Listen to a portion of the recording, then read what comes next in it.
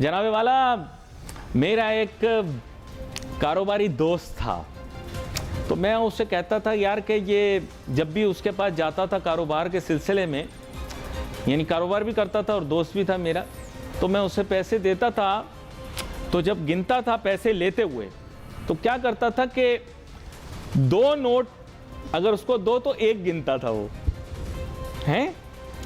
जब उसने पैसे रिसीव करने होते थे ना, तो 2 नोट उसे दो तो 1 गिनता था वो, सही है।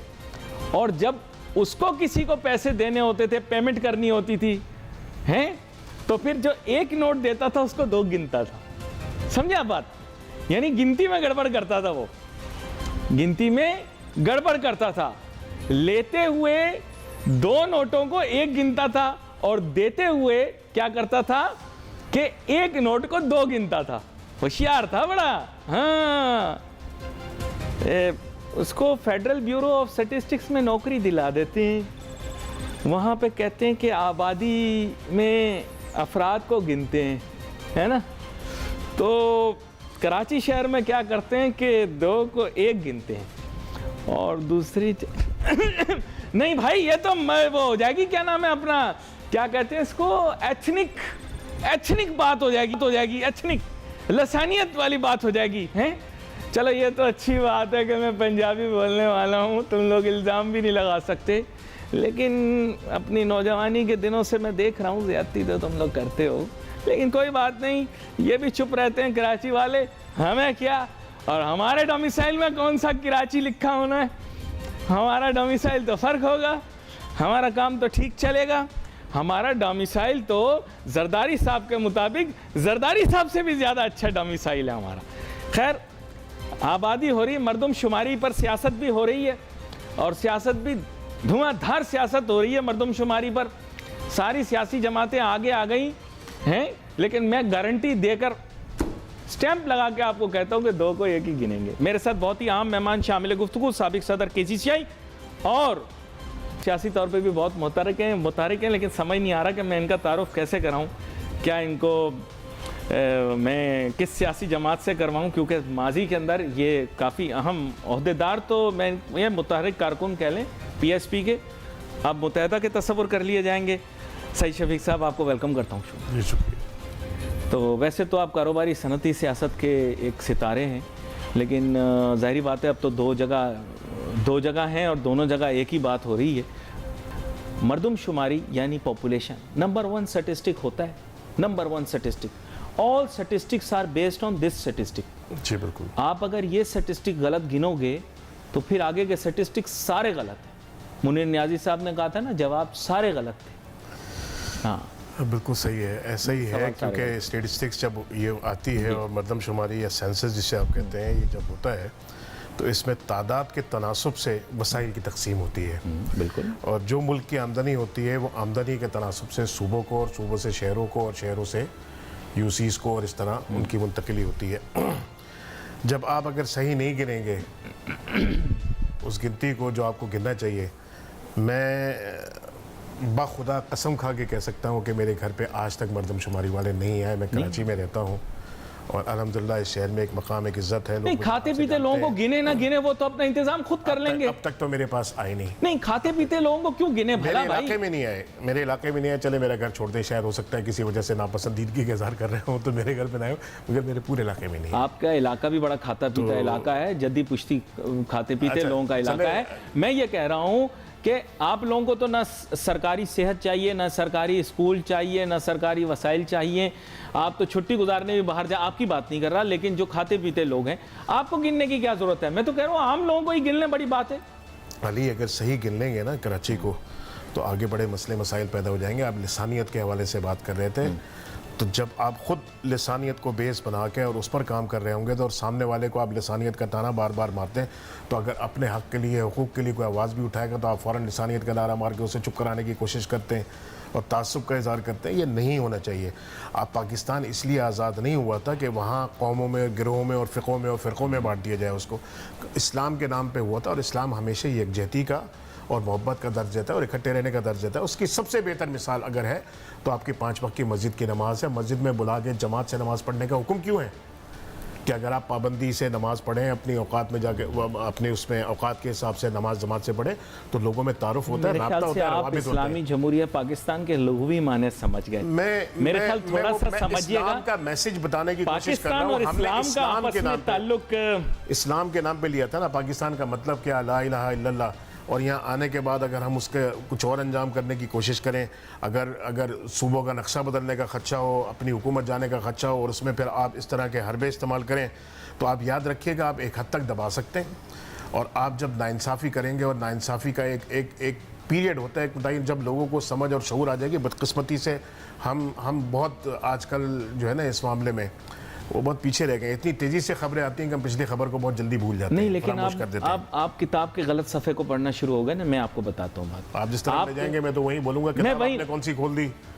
अगर मॉनेटरी, फाइनेंशियल और मटेरियल रिसोर्सेज मुल्क की बट रही हैं, आपको ये लग रहा है कि कराची को नहीं मिल रहा है, शायद कराची का हिस्सा किसी और को मिल रहा है। मैं ज़रा आपको वजाहत कर दूं, कराची को जो मिल रहा है, जो बाकी आप समझ रहे हैं दूसरों को मिल रहा है, वो बिल्कुल ही नहीं मिल रहा। आपको कराची शहर से बाहर लेकर जाता हूँ, आपको ऐसे लगेगा कि आप रेगिस्तानों में आ गए हैं, बेआबानों में आ गए हैं। यकीन करें, इतने जिन्नात आके आबाद हो गए ना आपके देही इलाकों के अंदर कि आप हैरान हैं। वहाँ ना बंदा ना बंदे की ज़ात, वहाँ पे कोई वसाइल नहीं है, देही फैसिलिटीज़ कोई भी नहीं है, वो किसी के मुंह में जा रहे हैं, कोई उसे खा रहा है। अगर कराची पे नहीं लग रहा तो आप ये नहीं सोचें कि किसी और मुल्क के हिस्से में लग रहा है, वो कहीं भी नहीं लग रहा। वो किसी और मुल्क में लग सकता है, किसी और के ज़ाती कारोबार में लग सकता है, उसके बच्चों के अमेरिका में और बरतानिया के अंदर तालीम पर लग सकता है, वो किसी और आम पाकिस्तानी पे नहीं लग रहा। ये भी मैं बता दूं आपको, इट्स नॉट अ लिसानी मसला। आपने जब गुफ्तगू की इब्तिदा की थी तो हमने पहले सेंसस पे बात की ना, मरदमशुमारी पे बात की। मरदमशुमारी के माने क्या है, मरदमशुमारी की क्यों जाती है, ये तो एक बात हो गई। इस कम गिनती के पस पर्दा मकासद क्या है, क्या आप उससे लाइल में? नहीं, मैं मान गया उस बात को। इसके मकासद वो नहीं है कि वो आमदनी हो और उस वसाइल का तनासुब उसी हिसाब से मिले और लोगों को पैसा मिले या सूबे को पैसा मिले और लोगों के हालात बेहतर हो। इसका मकसद बेसिकली कुछ और है। वो मकसद अगर सही गिनती हो जाए तो जो लोग इस मकसद के हुसूल की कोशिशें कर रहे हैं वो अपने मकसद में नाकाम हो जाएंगे फिर, अगर सही सेंसेस हो गए तो। ये मसला है बेसिकली, ये आप भी समझते हैं, मैं भी समझता हूँ। ये जो 1100 का एक नंबर आया था, आपने मैंने प्रोग्राम किया था, याद होगा आपको? जी जी। 1100 अरब कराची पे खर्च होंगे। जी जी जी जी सर, वो कहना नहीं चाहिए, वैसे हज़रत सुलेमान अलैहिस्सलाम बड़े अहम नबी हैं इस्लाम के, लेकिन ये कौन सी सुलेमानी अंगूठी पहनकर ये खर्च किएगा, ये हमें बताइएगा। ये सर वो कोई महमूदाबाद के नाले का मसला था, सफाई का, तो हो गए 1100 अरब वहाँ लग गए। वो भी बिजनेस कम्युनिटी ने इकट्ठे करके उसका बड़ा एक हिस्सा जो दिया था वो उस हुकूमत को दिया था कि जी आप इसकी सफाई सुथराई के लिए, जब बारिशें सर के ऊपर थी और शहर में अर्बन फ्लडिंग का खतरा था, तो वो पैसे भी दिए थे बिजनेस कम्युनिटी ने। 1100 अरब क्या, 11 अरब नहीं मिले कराची को। तो मैं वही तो आपसे जानना चाह रहा हूँ ना, उस पैकेज की बात हो रही है। उस वो पैकेज था ना, 11 अरब भी नहीं मिले आपको। तो नहीं मिले, नहीं मिले। जो स्पेशल पैकेज था और कराची के सारे नाले साफ हो गए और पीर बाबा ने अपने हाउसिंग सोसाइटी में पानी पहुंचा दिया, आपका कराची में नहीं पहुंच रहा। ये क्या चक्कर है? उन्होंने बीच में खुदाल मार के निकाल लिया। गांव देहात में तो मैंने सुना था कि ये जो आपाशी वाले होते हैं खुदाल मार के किसी और की जमीन में पानी डाल देते हैं।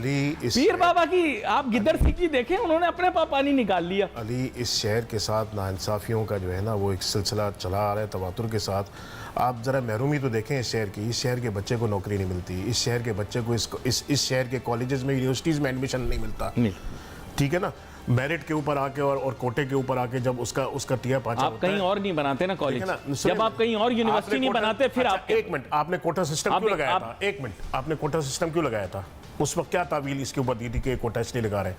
ये कोटा सिस्टम इसलिए लगा रहे हैं कि उन इलाकों में जो पसमानदा हैं और वो इलाके जो अर्बन एरियाज़ हैं वो तरक्की याफ्ता हैं, तो उसमें और उसके अवाम का एक कोई तकाबुली जायज़ा अगर आप लें तो कोई मुकाबला नहीं है। तो लिहाजा उनका एहसासी महरूमी को ख़त्म करने के लिए आपने कोटा सिस्टम का निफाज किया था। जी। और इसमें यह था कि तालीमी इदारे बना के उनको शऊर दे के इस लेवल पर लेकर आएंगे। आज कितना अर्सा हो गया कराची की सियासी जमातों को, कितना अर्सा हो गया कोटा लगे हुए? कितना अर्सा हो गया? कोटा तो लगा था भुट्टो साहब के दौर में। भुट्टो साहब के दौर में 40, 45, 50 साल हो गए ना इसको लगे वो हो गए। आपने अगर उस इलाके को या उस रूरल एरियाज को आपने डेवलप करना था और उसको इस शहर के बराबर लाना था, आप नहीं लेकर आए, तो इसमें अर्बन एरियाज का क्या कसूर है? यहाँ के रहने मेरे बच्चों का क्या कसूर है? यहाँ की ना पुलिस मकामी, यहाँ का ना भिखारी मकामी, यहाँ का ना डाकू मकामी, यहाँ का ना ब्यूरोक्रेट मकामी, यहाँ का ना आईजी मकामी, यहाँ का ना कमिश्नर मकामी, यहाँ का ना असिस्टेंट कमिश्नर मकामी। तो आप मेरे बच्चों में एहसास महरूमी पैदा करेंगे। बाखुदा मैं चीख चीख के कहता हूँ कि हालात ठीक हो जाएंगे। मैं मायूसी की बात नहीं कर रहा हूँ, मुझे बात करने दो प्लीज। मैं मायूसी की बात नहीं कर रहा हूँ, मगर मैं उस जनरेशन का क्या करूँ जिसकी तालीम पर मैं लाखों करोड़ों रुपए खर्च कर देता हूँ, अच्छे से अच्छी तालीम देना। वो जब आता है उसको अपने यहाँ पे सिवाय दे रहे कि पानी यहाँ नहीं मिलता, गैस यहाँ नहीं मिलती, हर वक्त जान का खतरा होता है, वन वे का कोई सिग्नल्स की कोई पाबंदी नहीं करता, सिविक सेंस लोगों में नहीं है, शऊर नहीं है, और एक कल्चर जो यहाँ का एक ज़माने में था उसकी खिचड़ी बन गई है, खिचड़ी बन गई है यहाँ पे। वो अपने मुस्तकबिल को यहाँ महफूज नहीं देखता, वो कहता है मैंने ज़िंदगी गुजारनी है बाबा, मैं तो चला जाऊँगा फिर अब्रॉड में। तो आप अपने टैलेंट को, जिसने कल को इस मुल्क की बागदौड़ संभालनी थी, जो अच्छा डिलीवर कर सकता था, एक हादसा हुआ, मुझे उस हादसे पर यकीनन किसी की गफलत होगी ना, कि 9 जाने ज़ाया हुई हैं ठट्टा के अंदर, 9 जाने, किसी की गफलत तो होगी ना। अगर उसमें सेंस, शऊर और ट्रैफिक रूल्स रेगुलेशंस को फॉलो, तो हम हादसा से लोगों को बचा सकते थे। कितनी जाने हैं, 74 अफराद। एकलव्य न्यूज इंडिया, अंतर्राष्ट्रीय खबरों का मंच।